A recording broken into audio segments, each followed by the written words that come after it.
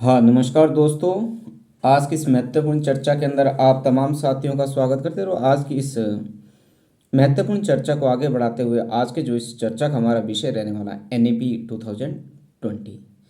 National education policy 2020। NEP बहुत सारे जो लोग हैं इसको न्यू एजुकेशन पॉलिसी समझते हैं, बल्कि एनईपी का जो सही रूप से जो उच्चारण है नेशनल एजुकेशन पॉलिसी या राष्ट्रीय शिक्षा नीति से 2020 कहते हैं। और इसकी जो अध्यक्षता इसरो के जो पूर्व महान वैज्ञानिक रहे के कस्तूरी रंजन की अध्यक्षता वाली ये कमेटी थी, ये मसौदा थी, इसने एनईपी 2020 को तैयार किया। हालांकि इससे पहले भी मैं ये नहीं कहता कि मैं पहली बार इसके ऊपर अपना व्याख्यान दे रहा हूँ। हालांकि इससे पहले बहुत से जो साइंटिस्ट के द्वारा, एजुकेशन साइंटिस्ट के द्वारा, बहुत सारे वैज्ञानिकों के द्वारा, अलग अलग नेताओं के द्वारा, बहुत सारे सोशल वर्कर्स के द्वारा या टीवी चैनलों के ऊपर, न्यूज़पेपर्स के अंदर आर्टिकल्स के ऊपर या बहुत सारी जो वीडियोज आपके यूट्यूब के चैनल के ऊपर भी मिल जाएगी। परंतु आज की चर्चा के अंदर क्या है, मैं भी एनईपी के ऊपर अपने जो विचार है, जो सरकार ने इस खाका को तैयार किया है, उसको आपके सामने रखने की कोशिश करूंगा। और मैं ये कोशिश करूंगा कि जितना आसान हो सके, आसान से आसान भाषा के अंदर इस एनईपी 2020 को आपके सामने रखने की कोशिश करूंगा। क्योंकि एनईपी वाला जो सिलेबस है, अभी हिमाचल के अंदर जो पीजीटी का पेपर हो रहा है उसके अंदर अलग से इस सिलेबस को रखा गया है, मतलब इस सिलेबस को अलग से रखा गया है। इसलिए जो मेरी इस चर्चा का जो मकसद रहने वाला केवल और केवल एग्ज़ाम ओरिएंटेड या जो महत्वपूर्ण जो फैक्ट्स एनईपी के अंदर है, जिन फैक्ट्स की क्या एग्जाम के अंदर पूछने की जो संभावना है वो रह सकती है, उसको डिस्क्राइब करना है। एनईपी के ऊपर ऐसे नहीं कि हिमाचल प्रदेश का जो पीजीटी का जो पेपर हो रहा है उसके अंदर ही पूछा जा रहा है। आपका कॉलेज कैडर का पेपर हो, यूपीएससी का पेपर हो, या बहुत सारे कम्पिटेटिव एग्जाम्स हो, या जब हम इंटरव्यू के अंदर अपियर हम होते हैं, हमारी एंट्री होती है, तो वहाँ भी जो एनईपी के ऊपर जो अलग अलग तरह के जो प्रश्न हैं आज से पहले भी पूछे जा चुके हैं और आगे भी जो पूछने की वो पूरी संभावना रहती है। हालांकि एनईपी अभी भी पूरे देश के अंदर जिस रूप के अंदर के कस्तूरी रंजन ने इसका हवाला दिया था या इसका मसौदा तैयार किया था, उसके अंदर पूरी तरह से ये इम्प्लीमेंट नहीं हुई। हालांकि इसको इम्प्लीमेंट करने की कोशिश की जा रही है। और एनईपी के ऊपर बहुत से क्या है, मैंने पहले कहा कि डिबेट डिस्कशन इसके ऊपर है। इसके ऊपर बहुत सारे जो महान एजुकेशन साइंटिस्ट है उन्होंने उसके ऊपर अपनी आपत्ति दर्ज करवाई कि जो एनईपी अपने आप में बकवास है, ये कुछ भी नहीं है। ये दरअसल एजुकेशन को ख़त्म करने का एक माध्यम है, या मतलब कई तरह की इसके ऊपर क्या है आरोप लगे जा रहे हैं। परंतु मेरी जो चर्चा का विषय रहने वाला, जैसे मैंने पहले कहा कि मेरी चर्चा का जो विषय सिर्फ एग्जाम पॉइंट ऑफ व्यू के हिसाब से आपके सामने एनईपी को क्या डिस्कस करना है। हालांकि हमारे देश के अंदर जो ये नहीं कि जो पहली बार इसके अंदर एजुकेशन पॉलिसी के अंदर चेंज हुए, 1964-65 की जो कोठारी कमीशन था, मेजर कमीशन था, 1968 के अंदर जो हमारे देश के अंदर न्यू एजुकेशन पॉलिसी आई, फिर 1986 की राजीव गांधी की जो नीति आई 1992 के अंदर आई, फिर 2002 के अंदर जो, और सॉरी 2020 के अंदर जो, जिसे हम एनईपी कहते हैं, नेशनल एजुकेशन पॉलिसी के नाम से कहते हैं, जिसकी अध्यक्षता के कस्तूरी रंजन जी की अध्यक्षता के अंदर हुई थी। ये जो कमेटी है, इस कमेटी का जो मसौदा तैयार करने के लिए ये माना जाता है, ये जो इसके अंदर क्या है, देश के जो तमाम कोने कोने से, देश का हर एक डिस्ट्रिक्ट से, हर एक जो जिला से, हर एक स्टेट से, हर एक एजुकेशनिस्ट से, हर एक जो पेरेंट्स से क्या है, इस एजुकेशन को तैयार करने के लिए क्या है सुझाव ले गए, ऐसा क्या है सरकार का मानना है। और ये पहली ये जो मसौदा कमेटी है जिसने इतने बड़े स्तर पे जो लोगों के जो सुझाव है उसको एक्सेप्ट किया है। इससे पहले क्या होता था कि न्यू एजुकेशन पॉलिसी ने जो महत्वपूर्ण रिकमेंडेशन अपनी दी, जो हमारा भारत सरकार का एक मंत्रालय था जिसको बोलते थे एचआरडी, ठीक है, उसका नाम था ministry of human resource development. Ministry of human research development के अंतर्गत ही शिक्षा मंत्रालय, जो शिक्षा मंत्रालय है भारत सरकार का, वह काम करता था। बल्कि एनईपी ने ये महत्वपूर्ण रिकमेंडेशन दी कि जो अब भारत सरकार का जो शिक्षा मंत्रालय हुआ है एमएचआरडी के अंतर्गत काम नहीं करेगा, बल्कि एमएचआरडी का नाम बदल के जो पहले था ministry of human resource development, उसको क्या शिक्षा मंत्रालय कर दिया जाएगा, या उसको मिनिस्ट्री ऑफ एजुकेशन कर दिया जाएगा। इसमें जो मेजर चेंजेस हमें देखने को मिलते हैं, इसके साथ जो इससे पहले वाले क्या है 10+2 का जो हमारे देश के अंदर जो प्रोग्राम रहता था, 10+2 के जो प्रोग्राम है उसको भी चेंज किया गया है। ठीक है, कैसे किया गया है, ये जो नया प्रोग्राम है 5+, पहले 5 साल का प्रोग्राम है, जिसको बोलते हैं हम 5+3+3+4, इसको समझना है हमने। ये जो मेजर जो चेंजेस है ये बहुत महत्वपूर्ण है, क्योंकि अभी तक भी ये जो नीति है बहुत पहले आ चुकी है, या इसको बहुत सारे डिबेट डिस्कशन हो चुके हैं, आर्टिकल्स के ऊपर बहुत सारे आर्टिकल्स इसके ऊपर लिखे गए, परंतु फिर भी लोगों के जहन के अंदर क्या है, एनईपी को क्या समझने में बहुत प्रॉब्लम रहती है। इसको क्या हमने और अच्छे से समझना है। इसके साथ साथ जो लोगों के मन के अंदर ये भी संशय रहती है कि ये जो सिस्टम के अंदर क्या है, या स्कूल के बाद के जो उनका बीए का जो उनका ग्रेजुएशन का प्रोग्राम रहेगा या पोस्ट ग्रेजुएशन का प्रोग्राम रहेगा, यदि उन्होंने रिसर्च के अंदर जाना है तो उसमें किस तरह से मेजर चेंजेस उसको क्या हम क्या है समझने की कोशिश इस चर्चा के अंदर करने वाले हैं। इसके अंदर जो महत्वपूर्ण जो बदलाव हुआ है वो इसके अंदर नो स्ट्रीम रखेगी। इसमें क्या है, जो स्ट्रीम का जो एक सिस्टम था इससे पहले उसको क्या खत्म कर दिया गया है, क्योंकि स्ट्रीम का मतलब होता है कि जब हमने पहले वाली अवस्था के अंदर 10वीं कर ली तो 10वीं के बाद हम ये सोच लेते थे कि आगे जो बच्चे की पढ़ाई है किस स्तर के अंदर होगी। यदि आर्ट्स के अंदर रखना है तो उसने आर्ट्स के जो सब्जेक्ट है उसको ऑप्ट करने, यदि उसने साइंस के अंदर जाना तो उसने मेडिकल या नॉन मेडिकल के जो सब्जेक्ट्स है वही वो ले सकता है, उससे वह आर्ट्स के सब्जेक्ट नहीं रख सकता था। या उसने कॉमर्स के अंदर जाना, बिजनेस के अंदर जाना तो उसको क्या है कॉमर्स उसको रखना था। मतलब जो कॉमर्स के थे वो भी अपने सब्जेक्ट थे, और इन ये जो सब्जेक्ट थे बिल्कुल अलग अलग थे। परंतु इस नई एजुकेशन पॉलिसी के तहत जो क्या है 2020 के अंदर के कस्तूरी रंजन की अध्यक्षता वाली कमेटी ने क्या किया कि इसके अंदर मल्टीपल जो सब्जेक्ट है ऑप्ट करने की क्या है स्टूडेंट को क्या है इजाज़त है, उसको स्वतंत्रता दी गई है। इसके अंदर क्या है, जो एंट्री बच्चों की होंगी वो मल्टीपल जो सब्जेक्ट्स है वो चूज कर सकता। मतलब यदि जो मेरी इच्छा वो मैथ पढ़ने के अंदर है, मैथ पढ़ने के साथ में बायोलॉजी भी पढ़ सकता हूँ, हिस्ट्री भी पढ़ सकता हूँ, मैं साहित्य भी पढ़ सकता हूँ, मैं संस्कृत भी पढ़ सकता हूँ, अपनी इच्छा के अनुसार मैं अकाउंट्स भी पढ़ सकता हूँ। मतलब बच्चे के ऊपर कोई पाबंदी नहीं होगी। यदि वो आर्ट्स के अंदर आ रहा तो उसने आर्ट्स के सब्जेक्ट पढ़ने हैं, यदि वो साइंस के अंदर तो उसने साइंस के सब्जेक्ट पढ़ने हैं, यदि वो कॉमर्स के अंदर तो उसने कॉमर्स के सब्जेक्ट पढ़ने हैं। न्यू एजुकेशन पॉलिसी के तहत क्या है, ये सारा का सारा जो झंझट है वो है ख़त्म कर दिया गया, जो कि मैं इसको एक बेहतरीन कदम समझता हूँ। और जो पहले वाला जो सिस्टम था जिसमें जो सरकार बच्चों के ऊपर जो उसकी पढ़ाई तक नज़र है वो 12 साल तक रखती थी, 10+2 तक रखती थी, परंतु पहले वाला जो सिस्टम था वो क्या है, बच्चे की जो पढ़ाई वो क्या है 6 साल से शुरू हो जाती। मतलब बच्चे की जो स्कूल के अंदर जो एंट्री वो 6 ईयर के अंदर होती थी और फर्स्ट क्लास के अंदर होती थी। परंतु न्यू एजुकेशन पॉलिसी के तहत जो क्या है, जो सरकार है हमारे बच्चों के ऊपर जो कंट्रोल रखेंगी, मतलब उसके ऊपर देखभाल रखेंगी, वो अब 12 साल नहीं बल्कि 15 साल रखेगी। इस बात को समझ रहे हैं। अब 15 साल जो ये 3 साल बढ़ गई, इसका मतलब ये नहीं कि +2 के बाद भी जो सरकार है वो क्या हमारे बच्चों के ऊपर नियंत्रण रखेगी, क्योंकि जो बच्चे की जो +2 तक की जो पढ़ाई वो किसी ना किसी बोर्ड से होती है। जैसे हमारे पास हिमाचल शिक्षा एजुकेशन बोर्ड है, धर्मशाला है, हरियाणा का अपना बोर्ड है,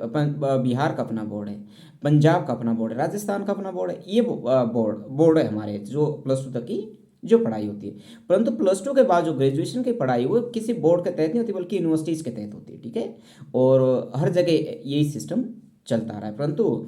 इसमें जो 15 साल तक जो सरकार है बच्चों के ऊपर निगरानी रखेगी, ऐसी परिस्थिति में अब पहले वाले सिस्टम के अंदर क्या होता था कि बच्चे का जो एंट्री स्कूल के अंदर होती थी 6 साल के अंदर होती थी। अब जो सरकार है बच्चों पे जो नियंत्रण 15 साल वाली बात कह रही है वह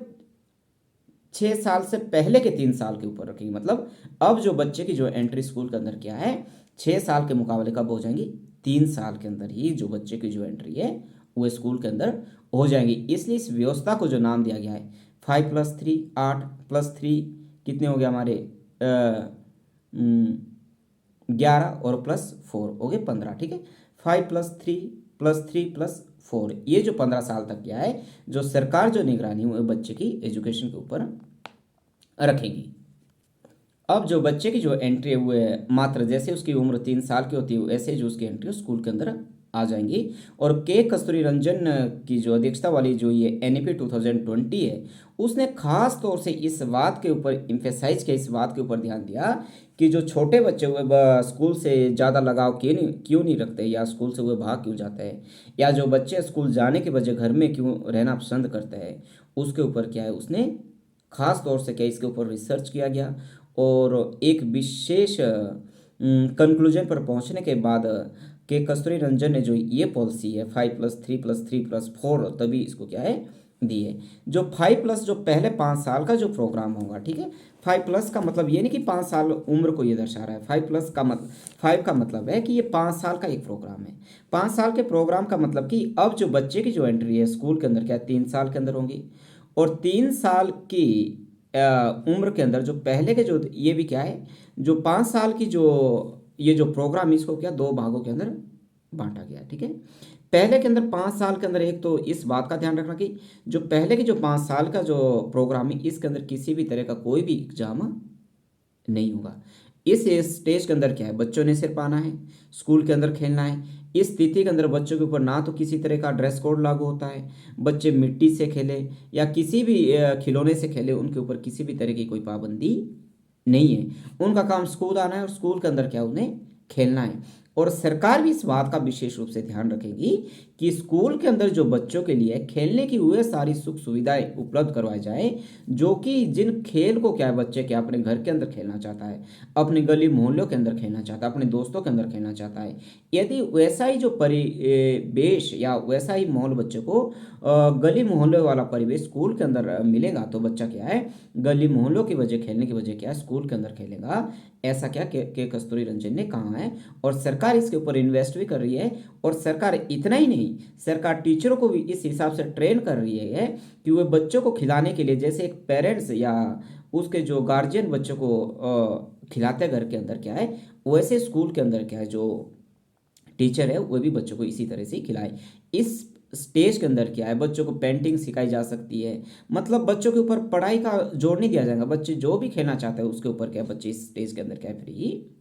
रहता है। क्योंकि जो के कस्तूरी रंजन ने इस बात के ऊपर बहुत अधिक इम्फेसाइज किया कि जो बच्चे हैं वो स्कूल जाने से बहुत कतराते हैं, ठीक है। क्योंकि जो बच्चे हैं स्कूल जाने से इसलिए कतराते हैं क्योंकि स्कूल के अंदर क्या है उनके ऊपर पढ़ाई का प्रेशर दिया जाता है, उनको होमवर्क दिया जाता है, उनको लर्न करने के लिए दिया जाता है, उनको रटत उनको क्या है मशीनें बनाई जाती है, उनको क्या है लर्न करने के लिए दिया जाता है। और बच्चों का शुरू के अंदर क्या है इन सब चीज़ों के ऊपर इंटरेस्ट नहीं होता। बच्चों का जो इंटरेस्ट किसके ऊपर होता है खेलने के ऊपर होता है। इसमें के कस्तूरी रंजन ने एक एग्जाम्पल्स को कोट किया या कि एक समय क्या होता था कि जो बच्चा है जो स्कूल जा रहा था और उसको जो स्कूल है उसके पिताजी छोड़ रहे थे, उसके पेरेंट्स उसको क्या स्कूल भेज रहे थे। रास्ते के अंदर एक घटना होती है और घटना क्या होती है कि एक जो कसाई वो एक बकरे को खींच रहा है और जो बकरा वो जोर जोर से चिल्ला रहा है जब उसको खींच रहा है वो, ठीक है। तो फिर बच्चे ने अपने पिताजी से पूछ लिया कि जो पिताजी ये जो बकरा है वो क्यों चिल्ला रहा है क्यों रो रहा है। तो पिताजी ने ये कहा कि बेटा ये एक कसाई है और ये जो कसाई है ये बकरे को काटने के लिए ले जा रहा है। तो फिर बच्चे ने जवाब दिया अच्छा ये बात है, मुझे लगा कि इसको स्कूल ले जा रहा है। मतलब इस तरह का जो खौफ है वो जो बच्चों के प्रति एक साइकोलॉजी के अंदर जो बच्चों के क्या है रहता था। सरकार ने इस बात को आइडेंटिफाई किया और इस डर को इस साइकोलॉजिकल स्ट्रेस को क्या ख़त्म करने के लिए क्या है इस तरह से जो माहौल है स्कूल के अंदर ही तैयार किया जाता है। जैसा जो माहौल है जो बच्चे हैं गली मोहल्लों के अंदर जिस माहौल के अंदर क्या बच्चे गली मोहल्लों के अंदर रहते हैं कि मतलब ना तो टीचर बच्चों के ऊपर किसी भी तरह का प्रेशर डालेगा, बच्चा स्कूल आएगा और सिर्फ खेलने का काम करेगा। और ये जो स्टेज है 3 साल का होगा पहली तो क्या है मतलब 3 साल के अंदर। और जब वो 5 साल का हो जाएगा 5 साल के अंदर क्या हुआ है उसको फर्स्ट क्लास के अंदर और 6 साल के उम्र के अंदर उसको सेकेंड क्लास के अंदर क्या उसको इनरोलमेंट उसकी की जाएगी। और अब ये जो प्रोग्राम है ये आपका 5 साल का पूरा हो जाता है। और जैसे मैंने कहा कि टीचर को भी इसलिए ट्रेन किया जाएगा कि टीचर ने भी क्या है बच्चों को इस तरह से खिलाना जिस तरह से क्या गार्जियन अपने बच्चों को खिलाता है, ठीक है। ये था 5 साल का प्रोग्राम। अगला जो 5+3 अब 3 की बात कर लेते हैं। जो 3 साल का जो प्रोग्राम है, ठीक है, इसको क्या है जो 5 साल का जो प्रोग्राम था इसको क्या है इसको दिया गया है आपका फाउंडेशन स्टेज। इसको नाम दिया गया सरकार के द्वारा फाउंडेशन स्टेज है कि इस फाउंडेशन स्टेज के अंदर बच्चा सिर्फ खेलेगा ना उसके किसी भी तरह के कोई एग्जाम होंगे। और बच्चों को टीचर को भी इस हिसाब से ट्रेन करना कि बच्चों को किसी भी तरह का कोई प्रेशर ना डाले। अगली जो स्टेज रहेंगी वो 3 साल की रहेंगी जिसको नाम दिया गया सरकार के द्वारा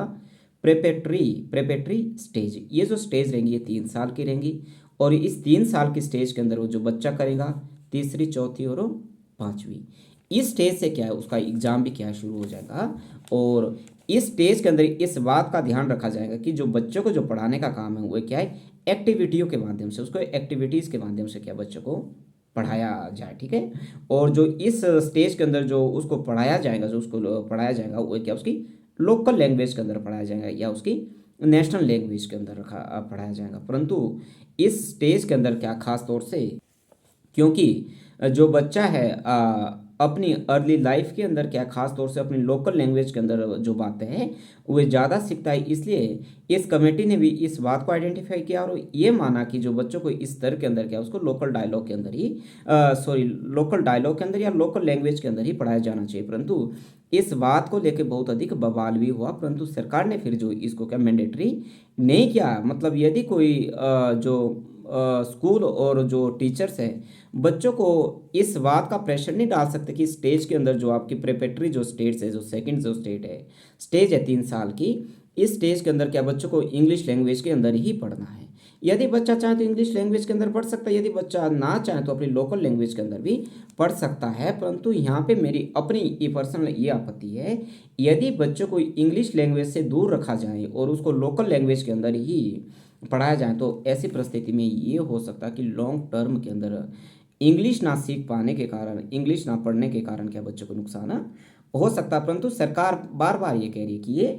मैंडेटरी नहीं है, कंपलसरी नहीं है। हालांकि इंग्लिश स्कूल तो आज भी अपना जो प्रोग्राम इंग्लिश लैंग्वेज के अंदर ही कर रही है, इसमें कोई दिक्कत नहीं है, परंतु फिर भी एक ऑप्शनल के तौर पे ये रखा जा सकता है, क्योंकि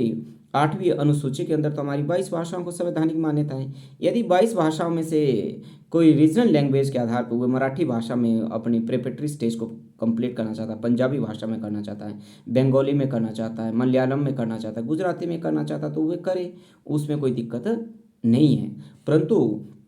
यदि हम इसको मैंडेटरी कर देंगे तो यहाँ पे दिक्कत आ सकती है, ऐसा मेरा पर्सनल मानना है। क्योंकि आगे जाके क्या है, जो तो इंग्लिश तो एक इंटरनेशनल लैंग्वेज है। आज भी यूएसए के अंदर क्या है, जो इंडियन जो यूथ है हमारा, जो सॉफ्टवेयर इंजीनियर के अंदर क्या है, जो अमेरिका की जो कंपनी जो है भारत के जो यूथ को क्या है एम्प्लॉयमेंट ज़्यादा देना क्या है पसंद करती है। क्योंकि जो इंडियन यूथ है वो इंग्लिश को समझ सकता है, इंग्लिश को बोल सकता है। यदि इंग्लिश को बोल नहीं सकता, समझ तो अच्छे से सकता है। यदि आज के समय के अंदर हम भारत और चाइना की एजुकेशन को कंपेयर करें और उसमें हम ये पाएंगे कि एक पॉइंट के आधार पे क्या हम चाइना की एजुकेशन के पॉलिसी के मामले में क्या जो भारत क्या है आगे है। क्योंकि जो चाइना की जो एजुकेशन पॉलिसी है, चाइना ने अपनी एजुकेशन पॉलिसी के अंदर क्या है, उसने अपनी लोकल लैंग्वेज को ही बहुत इंपॉर्टेंस दिया, वैल्यू दिया, उसकी मंदारिन जो लैंग्वेज है उसको ही महत्वपूर्ण दिया। परंतु जो भारत ने अपनी एजुकेशन पॉलिसी के अंदर इंटरनेशनल लैंग्वेज इंग्लिश को बहुत अधिक वैल्यू दिया, और जिस कारण क्या है जो भारत है चाइना से कंपेयर करने के मामले में एक मामले के अंदर बहुत आगे है, वो है कि विदेशों के अंदर जो भारतीय लोगों को जो रोजगार है वो चाइना के मुकाबले क्या बहुत अधिक मिलता है। क्योंकि जो चाइनीज़ लोग वो तो सिर्फ अपनी चाइनीज़ लैंग्वेज को ही जानते हैं, उन्हों के यहाँ इंग्लिश का जो बहुत अच्छा जानकारी नहीं होता। क्योंकि ये देखा गया कि जो भारत का कोई भी छोटा मोटा भी कम पढ़ा लिखा व्यक्ति भी क्या है इंग्लिश को बोल सकता है, समझ सकता है। परंतु चाइना के अंदर ये दिक्कत है। चाइना के अंदर तो एक कर्नल रैंक का जो एक अधिकारी है, ऑफिसर है, वो भी अच्छे से इंग्लिश नहीं बोल पाता। परंतु भारत ने क्या है इसको क्या है चाइना की तरह एजुकेशन सिस्टम के अंदर क्या है इंग्लिश लैंग्वेज के जो दरवाजे उसको बंद नहीं किया, बल्कि ओपन रखा, दोनों तरह से ओपन रखा है। एक तो लोकल लैंग्वेज के अंदर भी आप सीख सकते हो और आप चाहे तो इंग्लिश लैंग्वेज के अंदर भी सीख सकते हैं, ठीक है। और लोकल लैंग्वेज वाली जो बात है इस पे क्या है बहुत हमारे देश के अंदर उठा फटक भी हुई थी, बहुत घमासान भी हुआ था। परंतु सरकार फिर बार बार करे कि जो प्रिपरेटरी स्टेज के अंदर जो क्या है लोकल लैंग्वेज वाली जो बात है वो क्या है कंपलसरी नहीं, मैंडेटरी नहीं। यदि आप चाहें तो कर सकते हैं, ना चाहें तो आप इंग्लिश लैंग्वेज में कर सकते हैं, उसमें कोई दिक्कत नहीं है। अब जो तीसरी जो स्टेज है वो भी 3 ईयर की होगी। ये जो 3 ईयर की जो स्टेज है जो कि हमारी क्या है जो सेकंड स्टेज होनी थी आपकी तीसरी चौथी और पांचवी के बाद एग्जाम के बाद फिर वैसा ही सिस्टम होना था। और जो थर्ड जो ये अवस्था है जो स्टेज है जो कि जिसको नाम दिया गया मिडल स्टेज, इसके जो ये जो कोर्स है ये जो प्रोग्राम ये भी 3 साल का है। इस प्रोग्राम के अंदर जो बच्चा 6th के अंदर रहेगा, 7th के अंदर रहेगा और 8th के अंदर रहेगा, 3 साल तक क्या बच्चा इस प्रोग्राम के अंदर रहेगा। और इस प्रोग्राम के अंदर क्या है कि बच्चे ने क्या है किसी ना किसी एक इंडियन लैंग्वेज को पढ़ना, जो कि संविधान की 8वीं अनुसूची में, और संविधान की 8वीं अनुसूची के अंतर्गत आज 22 भाषाओं को संवैधानिक दर्जा दिया गया, उसको कॉन्स्टिट्यूशनल रिकॉग्नाइज उसको मिला हुआ है, उसमें से किसी भी एक भाषा को क्या है बच्चे ने क्या है पढ़ना है। इस मिडिल स्टेज के अंदर इस बात के ऊपर इम्फेसाइज किया गया जो बच्चे की जो एजुकेशन होगी वो क्या है वोकेशनल आधार पे ज़्यादा होंगी, या बच्चों को कंप्यूटर नॉलेज दिया जाएगा, बच्चों को कंप्यूटर कोडिंग के बारे में सिखाया जाएगा, बच्चों को स्कूल के अंदर यदि बच्चे का इंटरेस्ट है सिलाई के अंदर है, कढ़ाई के अंदर है, माली हुए बनना चाहता है, बढ़ाई हुए बनना चाहता है, या जो महिलाएं या सॉरी जो गर्ल्स है जो क्या जो गर्ल्स स्टूडेंट हुए बाकी तरह के क्या खाना पकाना हुए सीखना चाहते हैं, ब्यूटी पार्लर का वो काम करना चाहते हैं, तो इस तरह के जो कोर्सेज है वो मिडिल स्टेज से ही शुरू कर दिया जाएगा, जो कि मैं समझता हूँ एक बहुत अच्छी पहल है। और इस स्टेज के अंदर मैथ साइंस आर्ट्स के जो जैसे सब्जेक्ट चलते थे वैसे ही वे चलते रहेंगे। और इसकी जो फोर्थ जो स्टेज है या इसकी जो लास्ट जो अवस्था है उसको बोलते हैं सेकेंडरी स्टेज, जो कि 4 साल का रहेगा। इसके अंदर जो बच्चा जाएगा 9th के अंदर रहेगा, 10th के अंदर, +1 और +2 के अंदर रहेगा। ठीक है, ये जो अवस्था है ये जो स्टेज है ये 4 साल के। यहाँ पे हमने ध्यान रखना है कि जो यहाँ पे 9 स्ट्रीम रखा गया है, जो स्ट्रीम वाली बात है पहले वाली एजुकेशन के अंदर क्या 10th तक तो क्या है जो सभी बच्चे की जो पढ़ाई है वो कॉमन होती थी, परंतु 10th के बाद यदि कोई बच्चा साइंस के अंदर जाना होता था तो उसे केवल साइंस के ही जो सब्जेक्ट है उसको लेना पड़ता था। जो बच्चा आर्ट्स में आना चाहता था उसको सिर्फ आर्ट्स के ही सब्जेक्ट लेने पड़ते थे, और जो बच्चा कॉमर्स के अंदर जाना चाहता था या जाता था वह कॉमर्स लेता था, उसे केवल और केवल क्या कॉमर्स के विषय ही पढ़ने होते थे। परंतु इस न्यू एनईपी के तहत नेशनल एजुकेशन पॉलिसी के तहत क्या है 9 स्ट्रीम रखा गया। अब तो किसी का कोई स्ट्रीम नहीं होगा, मतलब अपनी मर्जी से यदि मेरी इच्छा मैं बायोलॉजी पढ़ सकता हूँ, मैं हिस्ट्री पढ़ सकता हूँ, मैं पॉलिटी पढ़ सकता हूँ, मैं अकाउंट्स पढ़ सकता हूँ, मैं इकोनॉमिक्स पढ़ सकता हूँ। अब किसी भी तरह का कोई स्ट्रीम अब नहीं रही है। इसमें जो बच्चों की क्या है अपनी चॉइस के अनुसार उसकी अपनी फ्रीडम के अनुसार क्या है वो अपने हिसाब से कोई भी जो सब्जेक्ट है वो उसको ऑप्ट कर सकता है। इसके में जो खास तौर से जो सेकंड महत्वपूर्ण बात है जो ये जो 4 ईयर का जो प्रोग्राम है इसके अंदर जो एक जो पेपर का जो मामला है वो क्या है, इससे जो पहले जो एग्ज़ाम होते थे वो ईयरली होते थे, मतलब साल में एक बार होते थे। परंतु इस प्रोग्राम के तहत जो बच्चों के जो पेपर है वो 9th 10th +1 और +2 के अंदर क्या सेमेस्टर वाइज हो जाएंगे। मतलब यदि 4 साल का ये प्रोग्राम तो बच्चों के पेपर कितने बार होंगे, कम से 8 12, मतलब 6 साल का एक सेमेस्टर वाइज प्रोग्राम होगा। इसका जो मुख्य उद्देश्य सेमेस्टर वाइज करने का ये रहा कि जो ईयरली एग्ज़ाम्स के अंदर जो बच्चे क्या है पूरे साल क्या है पढ़ाई हुए करते नहीं थे, और लास्ट स्टेज के अंदर जब एग्ज़ाम्स होने होते थे फरवरी या मार्च के अंदर क्या है वो लास्ट स्टेज के अंदर ही तैयारी करते थे और पूरे साल क्या है वो पढ़ाई पे ध्यान नहीं देते थे। इसलिए इसको सेमेस्टर वाइज इसलिए रखा गया क्योंकि जो बच्चा है पूरी साल क्या है पढ़ाई से टच के अंदर रहेगा, और क्या उसकी जो पढ़ाई की जो आदत है उसकी कंटिन्यू बनी रहेगी। इसके साथ साथ क्या है जो इसके अंदर स्ट्रीम के अंदर जो सेकेंडरी जो स्टेज है आपके पास क्या है मल्टीपल सब्जेक्ट है। मतलब मल्टीपल सब्जेक्ट का मतलब आप आर्ट्स का सब्जेक्ट भी ले सकते हैं, आप साइंस का सब्जेक्ट भी ले सकते हैं, और आप कॉमर्स का भी ले सकते हैं। आपके ऊपर किसी भी तरह की कोई पाबंदी नहीं है। इसके साथ साथ जो सेकेंडरी स्टेज के अंदर जो महत्वपूर्ण बात जो मुझे लगी हुई क्या है क्रिटिकल थिंकिंग को बच्चों के डेवलप करना है। क्रिटिकल थिंकिंग का मतलब है यदि हम हिस्ट्री को पढ़ रहे हैं, हिस्ट्री के अंदर अब हमने ये नहीं पढ़ना कि महात्मा गांधी ने असहयोग आंदोलन क्यों किया। क्रिटिकल थिंकिंग का मतलब यदि हम ये पढ़ रहे हैं कि महात्मा गांधी ने असहयोग आंदोलन कब किया, अब इसका मतलब 1942 के अंदर क्या 1942 के अंदर क्या था। अब हमने बच्चों को ये भी पढ़ाना है यदि महात्मा गांधी ने असहयोग असहयोग आंदोलन 1920 के अंदर हुआ था, सॉरी है ना, मैं ये फैक्ट क्लियर कर रहा हूँ। यदि महात्मा गांधी 1920 के अंदर असहयोग आंदोलन नहीं करते तो क्या होता। यदि महात्मा गांधी जैसा जो मास लीडर इंडिया के अंदर पैदा नहीं होता तो क्या होता। यदि जो महात्मा गांधी है नरम दल के बजाय गरम दल के अंदर शामिल होते तो क्या होता। यदि भारत 15 अगस्त 1947 को आज़ाद नहीं होता तो क्या होता, भारत की तस्वीर क्या होती। आप ऐसा अज्यूम कर सकते हैं कि भारत के अंदर क्या है, भारत के अंदर क्या जो ये जो आज़ादी मिली आपकी सेकेंड वर्ल्ड वॉर के बाद क्या है, हालांकि भारत का एक लंबा संघर्ष रहा। यदि भारत के अंदर जो आज़ादी वो कम्युनिस्टों के तरीके से मिलती तो क्या है देश की स्थिति क्या होती। इस तरह से जो क्रिटिकल जो थिंकिंग है जो आज के समय के अंदर जो न्यू पहले वाली जो सिस्टम है ये समझता हूँ कि यूनिवर्सिटीज़ के लेवल पे क्या है बच्चों की जो क्रिटिकल जो थिंकिंग है वह तैयार की जाती है, बल्कि एनईपी के माध्यम से जो बच्चों की जो क्रिटिकल इस तरह की जो थिंकिंग है वह सेकेंडरी स्टेज से ही शुरू कर दी जाएंगी, जो कि मैं एक बहुत बेहतरीन मानता हूँ। और ये जो सेकेंडरी जो एजुकेशन है, इस सेकेंडरी एजुकेशन के अंदर क्या है, बच्चों को इसके साथ साथ क्या है कि इंटरनेशनल लैंग्वेज को भी पढ़ना होगा। आप जापानीज पढ़ सकते हैं, आप बाकी तरह की कोई लैंग्वेज पढ़ सकते हैं, मतलब फॉरेन की कोई भी एक लैंग्वेज क्या बच्चा पढ़ सकता है। उस समय क्या है, भारत सरकार के जो चाइना के साथ जो टेंशन्स थे, भारत सरकार ने क्या है चाइना की लैंग्वेज मंदारिन लैंग्वेज को इस पर शामिल नहीं किया। परंतु मैं फिर, ये मेरा अपना पर्सनल व्यू है कि मंदारिन लैंग्वेज को भी, जो चाइनीज़ की जो लैंग्वेज वो भी भारत सरकार को क्या शामिल करनी चाहिए, और शायद भारत सरकार ज़रूर इसको शामिल करेंगी। क्योंकि जो मेरा मानना है इसलिए ये है, यदि भारत के जो स्टूडेंट हैं वो चाइनीज़ लैंग्वेज मंदारिन लैंग्वेज को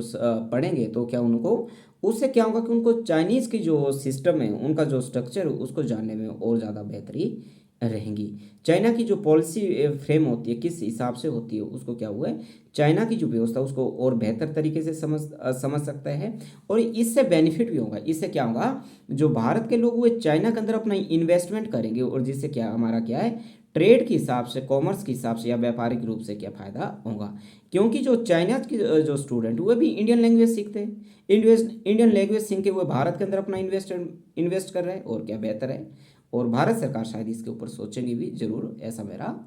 मानना है। अब ये थी स्कूल वाली बात। अब आगे की जो,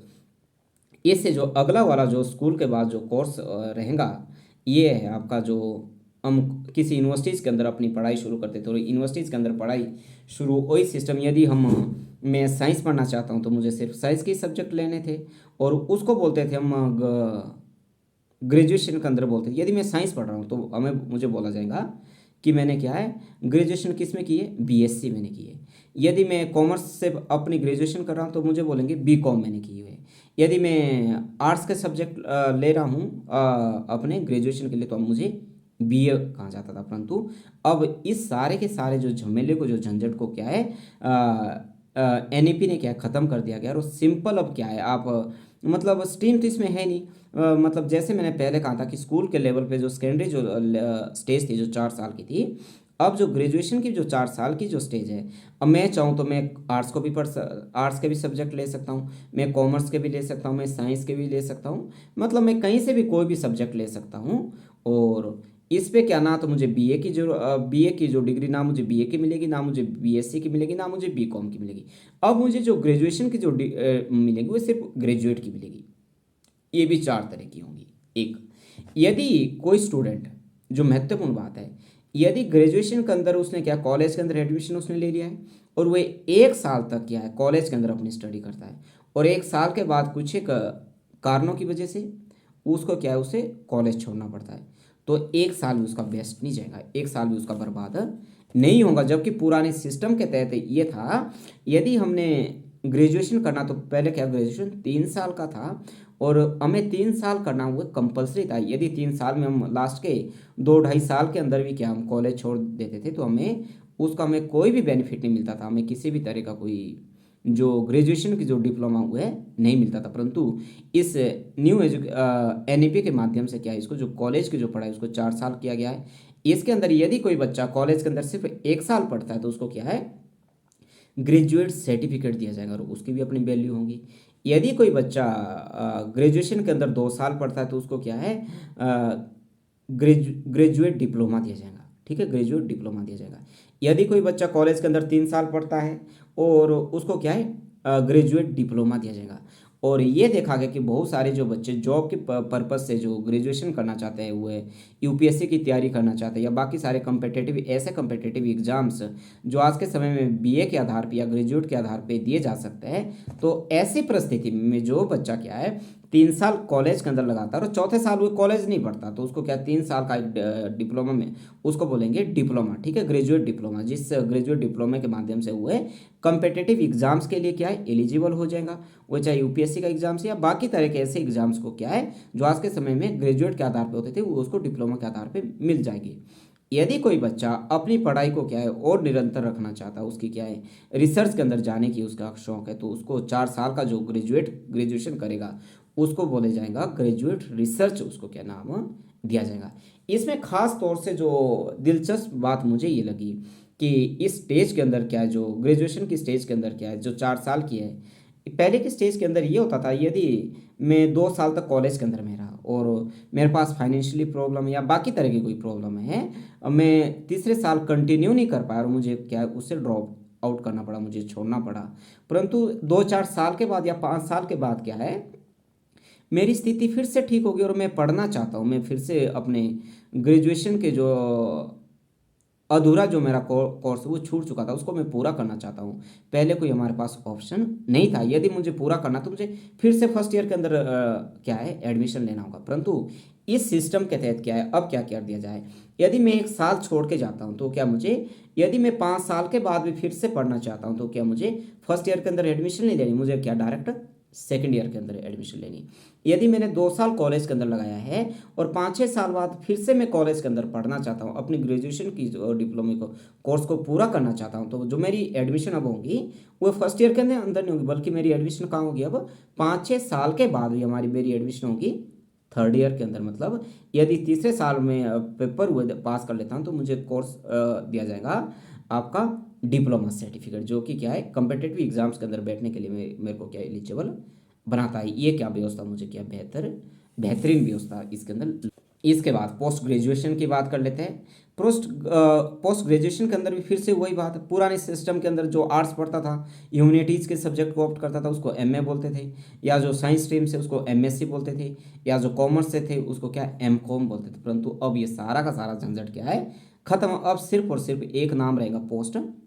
ग्रेजुएट। चाहे आप किसी भी स्ट्रीम में कर लो, आप साइंस में कर लो, साइंस वाले सब्जेक्ट में करो, आप कॉमर्स वाले सब्जेक्ट के अंदर करो, या आप ह्यूमैनिटीज वाले सब्जेक्ट्स के अंदर करो, आपके एमए एमकॉम या एमएससी नहीं आएगा, बल्कि सिंपल पोस्ट ग्रेजुएट आएगा। और ये भी 2 तरह का होगा, 1 साल का और 2 साल का कोर्स। ऐसे बच्चे जिन्होंने जो क्या है, जो ग्रेजुएशन हुए 4 साल का किया हुआ है, वो क्या है उनके लिए 1 साल का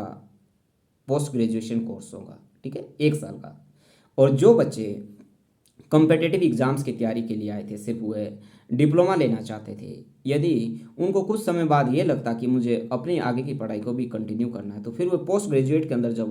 वो एडमिशन लेगा, तो अब जब उसकी वहाँ पे एडमिशन होगी, ऐसा बच्चा जिसने क्या ग्रेजुएशन 3 साल का किया है और वो पोस्ट ग्रेजुएशन करना चाहता है, अब उसकी जो एडमिशन है सिर्फ 1 साल वाले कोर्स के अंदर नहीं होगी, क्योंकि सरकार समझेगी कि आप तो चालाकी कर रहे हो, इसलिए जो उसकी एडमिशन है वो 2 साल वाले कोर्स के अंदर होंगी, ठीक है। 2 साल का क्या पोस्ट ग्रेजुएशन का उसका क्या कोर्स रहेगा, ठीक है। इसके अंदर क्या है, जो आपका एमफिल का जो डिग्री है वो क्या ख़त्म कर दिए, एमफिल को क्या अब ख़त्म कर दिया गया है। और जो पीएचडी है, पीएचडी 4 साल की, इसके अंदर कोई मेजर तरह के जो चेंजेस हमें देखने को नहीं मिलते हैं। अब यदि पॉजिटिव और नेगेटिव की बात कर लेते हैं, एग्जाम्स के पॉइंट ऑफ व्यू से हम बात कर रहे हैं, और मैंने पहले कहा था कि इसके ऊपर मेरे भी बहुत सारे ऑब्जेक्शंस है, वो कभी फिर से बात इसके ऊपर रखेंगे। परंतु यदि एग्जाम पॉइंट ऑफ व्यू से इसके नेगेटिव और पॉजिटिव की बात करें, तो जो पॉजिटिव बात इसमें मुझे देखने को मिलती है वो क्या है, के कस्तूरी रंजन वाली जो कमेटी थी, जो नेशनल एजुकेशन पॉलिसी, ये एक बात कहती है कि शिक्षा पे जो बजट का, टोटल बजट का कम से कम कितना खर्च होना चाहिए, 6%, जो कि एक शानदार बात लगती है। हालांकि ये तो कोठारी कमीशन ने भी कहा था, 1964 का, जो 1966 का जो कोठारी कमीशन था। आज के समय के अंदर जो हमारी जो सेंट्रल जो गवर्नमेंट है वो एजुकेशन के ऊपर 3% भी खर्च नहीं करती, 3% से भी कम खर्च करती है। और हमारी रिसर्च के तो ये हालात है, रिसर्च क्या है जिसके आपके इजराइल तो कितना 6% के आसपास खर्च करता है, या दुनिया के जो हमारे जो पड़ोसी मुल्क हमारे से बहुत बेहतरीन परिस्थिति के अंदर है, परंतु जो भारत है रिसर्च के मामले में 0.7% खर्च कर रहा है। ये भारत सरकार खुद कह रही है, परंतु इसमें एनईपी के माध्यम से क्या है, भारत सरकार का ये दावा है कि वो रिसर्च के अंदर या एजुकेशन के अंदर क्या है, बजट का कम से कम कितना क्या 6% क्या खर्च करेगी, जो कि एक पॉजिटिव है। सेकंड बात, जो भारत के जो शिक्षा जगत के अंदर या इंटरनेशनल लेवल पे आज के समय में सबसे बड़ा जो व्यापार है कोई, वो है शिक्षा है। क्योंकि शिक्षा एक ऐसा व्यापार जिसमें बेनिफिट ही बेनिफिट है। बच्चा एडमिशन लेगा, वह रो पीट के अपनी संपत्ति हुए बेचे, उसके माँ बाप उसके अपने जेवर ज्वेलरी उसको गिरवी रखे, कुछ भी करे, उसे स्कूल की फीस वह चुकाएगा। और स्कूल की फीस चुकाने के बाद क्या बच्चा पास होता है, फेल होता है, इससे क्या स्कूल का कोई भी जो सिरदर्दी है वो नहीं है, ये बच्चों की अपनी पर्सन हेडेक है, उसकी अपनी सिरदर्दी है, ठीक है। परंतु सरकार ने इसके तहत यह क्या नॉर्म्स फिक्स कर दिया है कि स्कूलों की ग्रेडिंग शुरू कर दी। मतलब इस ग्रेड का जो स्कूल है वो इस लेवल तक ही फीस बढ़ा सकता है, इससे ऊपर फीस नहीं बढ़ा सकता है, और जो भी कि अपने आप में एक पॉजिटिव बात है। थर्ड जो इसमें जो नेक्स्ट है, जो सबसे महत्वपूर्ण जो पॉजिटिव बात मुझे लगी, इस एजुकेशन पॉलिसी के अंदर क्या वोकेशनल जो एजुकेशन है उसको बहुत अधिक इम्फेसाइज किया, उसको बहुत अधिक बल दिया गया, जो कि बहुत बेहतरीन है। क्योंकि यदि हमने क्या स्किल यूथ को पैदा करना, तो इसके लिए सबसे महत्वपूर्ण है कि हमें क्या है जो बच्चों को जो स्किल एजुकेशन है वह स्कूल्स के लेवल से ही शुरू करनी पड़ेगी, ताकि जो हमारा बच्चा है, हमारा इंडिया का जो यूथ है, उसको एम्प्लॉयमेंट लेने में या रोजगार लेने में कोई दिक्कत ना हो। अगली जो बात है, जैसे रिजल्ट्स की बात है, जो रिजल्ट्स है, रिजल्ट्स के अंदर बच्चों को पता ही नहीं होता था कि, क्योंकि रिजल्ट तो टीचर चेक करते थे, उसकी टीचर कॉपी चेक करते थे। परंतु एनईपी के माध्यम से क्या रिजल्ट्स को भी पूरी तरह से बदल दिया गया है। इसमें जो मार्क्स है, मार्क्स टीचर भी देंगे और बच्चा खुद अपने आप को मार्क्स देगा। क्योंकि इस बात को ध्यान से समझना आपने, क्योंकि एक परिस्थिति के अंदर जब मेरी पढ़ाई खत्म होगी, अब मुझे क्या अपना सेल्फ असेसमेंट करना है। मुझे पता है कि मैं आर्ट्स पढ़ सकता हूँ, आर्ट्स के सब्जेक्ट मेरे लिए ठीक है, मेरे लिए बीए के सब्जेक्ट सॉरी या मेरे लिए बीएससी के सब्जेक्ट मतलब साइंस के सब्जेक्ट ठीक है, या कॉमर्स के है, या मुझे किस क्षेत्र के अंदर आगे जाना है, मुझे किस फील्ड के अंदर अपना करियर बनाना है। ये जो प्रावधान है ये स्कूल से लेवल से ही शुरू कर दिया। क्योंकि जो बच्चा है एक समय के अंदर जब मैच्योर स्थिति में आने के आधार पे क्या है अपनी सेल्फ असेसमेंट करता था, इस एनईपी के माध्यम से जो बच्चा अपनी सेल्फ असेसमेंट है वो स्कूल से लेवल से ही शुरू करेगा। क्योंकि बच्चा खुद अपने आप को मार्क्स देगा, बच्चा खुद इस आधार पे मार्क्स देगा कि कितना उसने टाइम टेबल को फॉलो किया है, कितना वो डिसिप्लिन के अंदर रहता है, कितना बच्चे के अंदर सेल्फ कॉन्फिडेंस है, कितने उसके अंदर लीडरशिप की क्वालिटी है, कितना वो अपने आप को क्या सोशल के साथ इंगेज हुए कर पाता है। इसके साथ साथ क्या है एक जो स्टूडेंट्स को जो मार्क्स देने का काम स्वयं तो वो करेगा ही करेगा, उसका फ्रेंड सर्कल भी उसको मार्क्स देगा। मतलब ऐसी परिस्थिति के अंदर जब उसको ये पता है कि मेरे जो मित्र, मेरे क्लास के जो मित्र वे भी मुझे मार्क्स देंगे, और जो उसके क्लास के दूसरे मित्र हैं उनको भी ये मालूम है कि उन्हें भी मुझे मार्क्स देना है, तो ऐसी परिस्थिति से होगा क्या है एक अच्छी बात क्या डेवलप होगी यहाँ पे। क्योंकि इससे क्या है जो हमारा ब्रदरहुड की जो फीलिंग है वो बहुत मजबूत हो जाएंगी। इससे जो बच्चे का क्या सोशलाइजेशन बेहतर होगा। इससे जो बच्चा है अपने आस पास के जो बच्चे हैं, किसी भी स्तर के जो बच्चे हैं, क्योंकि हमारे समाज के अंदर आज भी बहुत डिस्क्रिमिनेशन होता है, वो जो डिस्क्रिमिनेशन यदि उसको भी ख़त्म करना, जो ये जो स्टेज है मैं समझता हूँ एक बेस्ट है, ये जो स्टेज है बहुत बेहतर है। और इसके साथ साथ क्या फ्रेंड्स के साथ क्या है जो टीचर्स है वो भी बच्चों को क्या है असेसमेंट करेंगे, उसके असेसमेंट के आधार पर उसको क्या है मार्क्स देने का काम करेंगे।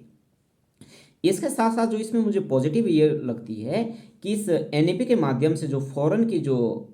यूनिवर्सिटीज़ है वो भारत के अंदर क्या अपनी ब्रांचेज खोल सकती है। परंतु ऐसा नहीं कि सभी यूनिवर्सिटीज़ भारत के अंदर अपनी ब्रांचेज खोल सकती है, बल्कि टॉप लेवल की केवल 50 यूनिवर्सिटीज़ ही क्या है भारत के अंदर अपनी एजुकेशन जो ब्रांचेज है, यूनिवर्सिटीज़ है वो खोल सकती है। इससे जो भारत के जो स्टूडेंट्स हैं उनको क्या है विदेशों की जो यूनिवर्सिटी, जो बेहतरीन यूनिवर्सिटीज है जहाँ पे पढ़ना क्या है किसी भी क्या है छात्र का अपना एक ड्रीम प्रोजेक्ट उसका रहता है, ये ड्रीम प्रोजेक्ट है उसका भारत में ही पूरा हो सकता है। और इससे जो भारत की जो यूनिवर्सिटीज है उनके लिए भी क्या है पॉजिटिव माहौल रह सकता है, क्योंकि उन्हें भी क्या है एक बेहतरीन जो दुनिया की जो वर्ल्ड कॉम्पिटिटिव जो उनके लिए क्या है एक जो बेहतरीन उनके लिए जो प्रतियोगिता है वो क्या विदेशों की यूनिवर्सिटी से होंगी। नेक्स्ट जिसमें जो महत्वपूर्ण बात है वो डिपार्टमेंट की बात की गई, और जो डिपार्टमेंट इसमें 4 तरह के। एक डिपार्टमेंट का काम है एक सिलेबस तैयार करना, वह सिर्फ क्या बच्चों के अलग अलग हिसाब से क्या सिर्फ और सिर्फ क्या सिलेबस तैयार करेंगे। और दूसरा जो डिपार्टमेंट है वो है रेगुलरिटीज़ का, जिसका ये काम है कि बच्चों और स्टूडेंट मतलब टीचर और स्टूडेंट की रेशो के हिसाब से क्या टीचर को देना, मतलब किस स्कूल के अंदर टीचर की पोस्ट वैकेंट है, कहाँ पे सरप्लस टीचर है, किस तरह से मैनेजमेंट करना स्कूल के लेवल पे, रेगुलरिटीज पे चेक करना है, बच्चों को किस तरह की दिक्कत आ रही है, बच्चों के साइकोलॉजीज के अंदर किस तरह के परिवर्तन करने हैं। और तीसरा जो डिपार्टमेंट है वह डिपार्टमेंट जो टीचर्स को सैलरी देने का काम करेगा, या जो स्टूडेंट को वजीफे देने का काम करेगा, स्टूडेंट को स्कॉलरशिप्स देगा, अलग अलग तरह की जो स्कॉलरशिप होती है। और चौथा जो डिपार्टमेंट है वो रिजल्ट्स तैयार करने का काम करेगा या बच्चों के रिजल्ट देने का काम करेगा। इसके साथ साथ इस प्रोग्राम के तहत क्या है, जो अभी बहुत सारे लोग समझ नहीं पा रहे हैं, एनईपी के माध्यम से जो टीचर्स की जो ट्रेनिंग है उसको भी 4 साल किया गया, क्योंकि के कस्तूरी रंजन जी ने ये फाउंड किया है, ये पता लगाया कि बहुत सारे ऐसे टीचर हमारे देश के अंदर है जो बेहतरीन ज्ञान रखते, परंतु बेहतरीन ज्ञान रखने के बावजूद भी क्या हुआ, बच्चों को समझा नहीं पाते। के कस्तूरी रंजन जी का ये मानना था कि जो ऐसे टीचर जो बेहतरीन टीचर है परंतु बच्चों को समझा नहीं पाते, इसका मतलब कि वो अपने क्लास के अंदर क्या हुए, बच्चों के अंदर एक इंटरेस्ट डेवलप नहीं कर पाते, और जब बच्चों के अंदर इंटरेस्ट हुए डेवलप नहीं कर पाते, वो बच्चे उस टीचर की जो क्लास उसको एंजॉय नहीं कर पाते, जिस कारण क्या है, जो बच्चे हैं उस क्लास के अंदर जिस टीचर की क्लास को एंजॉय नहीं करते, उस टीचर की क्लास के अंदर वो जाना पसंद नहीं करते। यदि वो जाते भी है तो क्या हुआ है, दिल से उस क्लास के अंदर नहीं रहते, जिस कारण क्या है, जो बच्चों का जो दिमाग है पढ़ाई के ऊपर नहीं रहता है। ठीक है, और बहुत सारे ऐसे टीचर भी होते हैं जो जिनके जो पढ़ाने का जो तरीका है वो अपना निराला तरीका रहता है, और क्या हुए तो मुर्दों में भी जान डाल देते हैं। इसके ऊपर भी खास तौर से ध्यान रखा गया कि जो टीचर की जो ट्रेनिंग है वो भी इस तरह से की जाएगी कि उसने जो बच्चों के साथ जो अपना बिहेव करना है, और बच्चों का जो बिहेव आज के समय के अंदर क्या है, टीचर वाला बिहेव ही नहीं करना, उसने बच्चों के साथ उसने फ्रेंडली बिहेव करना है, क्योंकि जब तक वो बच्चों के साथ फ्रेंडली बिहेव नहीं करेगा तब तक ये जो बच्चा है वो टीचर से डरेगा, और जब तक वो डरेगा तब तक उसके अंदर सेल्फ कॉन्फिडेंस की जो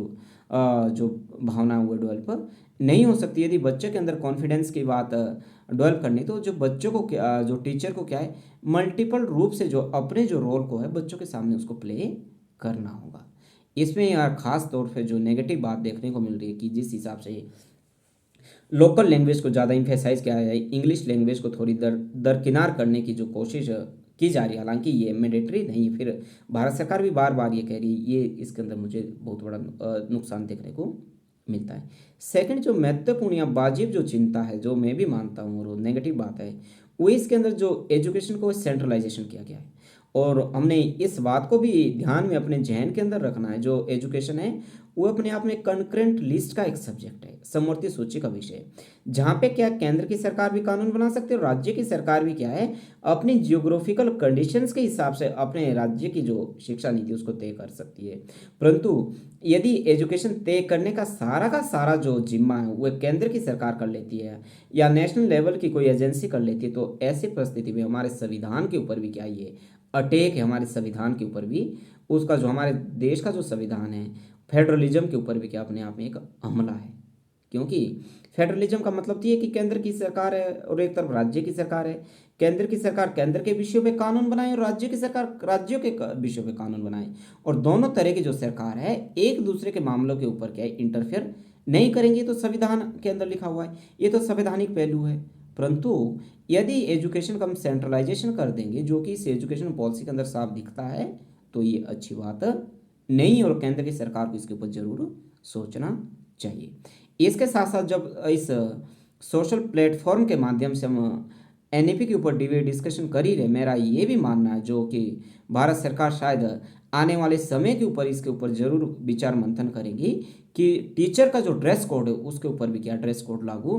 करना चाहिए, क्योंकि अमूमन ये देखा गया है बहुत सारे के अंदर कि जो टीचर का जो ड्रेस कोड है बहुत सारे जो टीचर्स का है वह बहुत हाई फाई रहता है, बहुत लग्जरी उनका रहता है, जिस कारण क्या बहुत सारे जो गांव के जो बच्चे हैं उन टीचर के साथ अपने आप को एसोसिएट नहीं कर पाते, क्योंकि उनका ये मानना रहता है, या वे बच्चे जो अपने कॉम्पिटेटिव एग्जाम्स की तैयारी करते हैं और किसी कोचिंग इंस्टीट्यूट के अंदर वो जाते हैं, कोचिंग इंस्टीट्यूट के जो टीचर्स होते हैं या स्कूल कॉलेज यूनिवर्सिटीज़ के जो टीचर होते हैं, उनके जो पहनने का जो तरीका रहता है एक अलग किस्म का रहता है, जिससे बच्चा क्या अपने आप को कटा हुआ महसूस करता है। यदि जो टीचर का जो ड्रेस कोड है वो बच्चे का स्तर का ही रहेगा, तो बच्चा क्या है टीचर से क्या फ्रेंडली क्या उससे बिहेव कर सकता है, जो कि महत्वपूर्ण है। ठीक है, और इसके साथ साथ ये भी किया जा सकता है कि यदि हमने एजुकेशन पॉलिसी को और बेहतर करना कि टीचर का भी क्या एक चैप्टर उसके ऊपर लगाया जाए, लास्ट के अंदर हर एक बुक्स के अंदर क्या टीचर का एक चैप्टर छापा जाए, जिसके ऊपर ये लिखा जाए कि जिस जिस टीचर के अंदर ये फलाना फलाना क्वालिटीज़ है वो क्या बेस्ट टीचर है। क्योंकि अमूमन ये देखा गया कि बहुत सारे जो टीचर हैं वो स्कूल के अंदर गुटखा खाते हैं, वो पान खाते हैं, वो धूम्रपान करते हैं या शराब पी के स्कूल आ जाते हैं, ताकि बच्चों को क्या है इस बात की असेसमेंट करने की क्या उनके पास असेसमेंट वो कर पाए कि जो बच्चा जो टीचर गुटखा खाता है, पान हुए खाता है, धूम्रपान हुए करता है, शराब हुए पीता है, उसको क्या है वो लास्ट का जो ग्रेड होगा उसके अंदर रखा जाए। मतलब टीचरों के बीच के अंदर यदि ग्रेडिंग वाला सिस्टम हो जाए तो क्या है बेहतरीन होगा, और इससे क्या है टीचर के अंदर भी क्या है कि जो साइकोलॉजिकल प्रेशर उसके अंदर भी रहता है कि मुझे एक अच्छा टीचर बनना है। और शायद भारत सरकार इसके ऊपर भी ज़रूर विचार मंथन करेंगी। तो आज की इस चर्चा के अंदर हमने एनईपी को क्या है मैंने आसान भाषा के अंदर या जो एग्जाम पॉइंट ऑफ व्यू से जो इसमें महत्वपूर्ण जो फैक्ट थे उसको आपके सामने रखने की कोशिश की, और मैं ये उम्मीद करता हूँ कि एग्जाम ऑफ पॉइंट के व्यू से जो ये जो चर्चा है आपके लिए बहुत फ्रूटफुल रहने वाली है। Thank you so much.